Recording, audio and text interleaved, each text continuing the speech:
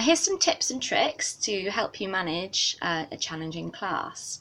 I could be going to talk about parental engagement, lesson planning, engaging lessons, all that kind of thing. But today I'm just going to focus on 5 key strategies that I use.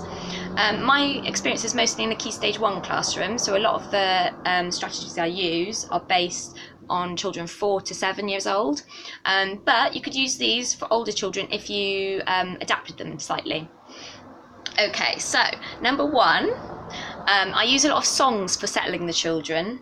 During transition times around the school, it's often handy to use a song to explain the behaviours that you're expecting.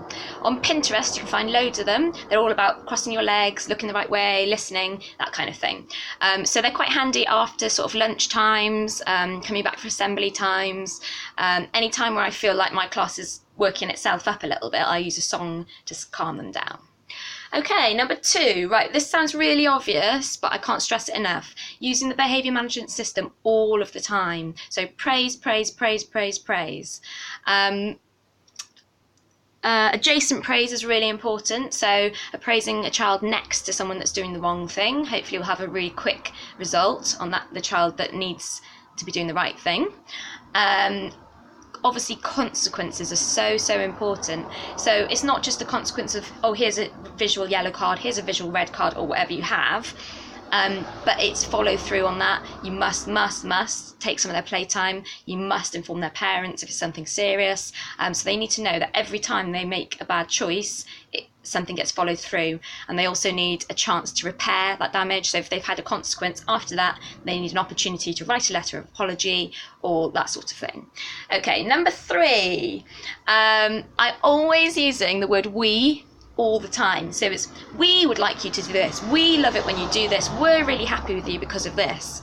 So you're pulling in the TAs, you're pulling in the volunteers, you're pulling in the lunchtime staff and all of the staff in the school to say, this is what we expect of you and we would like you to do your best, kind of thing. So I find that works really well. I also use that when I'm handing over to parents at the end of the day. So if there's a child who has made a mistake or something that day, I'll often say to the child, with the parent, oh, we would like you to do this, we're really upset that you did this, we want you to do better. And hopefully that makes the parents feel like you're on their side and you're backing them up, as opposed to making them feel excluded or whatever. Number 4, I put, so to make sure you're using every single adult to back you up. Okay, so children often get quite bored of hearing the same things from the same person, from their teachers telling them, do this, do this, do this. So quite often it's quite handy to have someone to back you up. So you could say, oh, your mum really wants you to do this, or Miss Pring really wants you to look after the glue sticks because she's in charge of money in the school. Or you could say, Miss Robertson is really excited about the way you're looking after yourself on the playground, and that kind of thing. So it's not you always telling them, it's other people, and very, very handy parents to use the parents to back you up. For example, I had a little boy tell me that he didn't care about something the other day, and I said, well, you will care when your mum cares about it. So it's always pulling those different things in. Right, number 5, this is a tip if you've got a class that are always telling tales. So if you've got a year 1 class, you'll definitely get this experience, but some classes are worse than others. If you've got quite a challenging class, the children quite often are more concerned with what the person next to them is doing than they are. So I do the M for my behaviour. Think about my behaviour. Okay, so when I first get a class, I'd teach us a discrete lesson, 20 minutes, and just explain to them that when you're busy thinking about other people's behaviour, you forget your own. So that's why we're all going to do my behaviour. And it's very kinesthetic and very visual, so hopefully they won't forget it.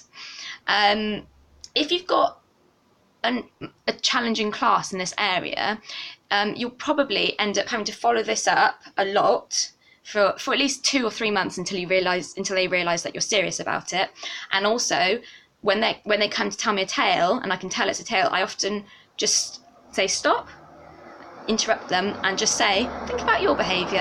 and then I'll do that for 2 or 3 months, and it has quite quick effects after that, and they'll stop quite quickly. Obviously you need to teach the children the difference between telling tales and something they do actually need to tell you about, but it's very obvious when they come up to you whether it's actually going to be something serious or something petty. I hope these tips and tricks have helped you. All the best.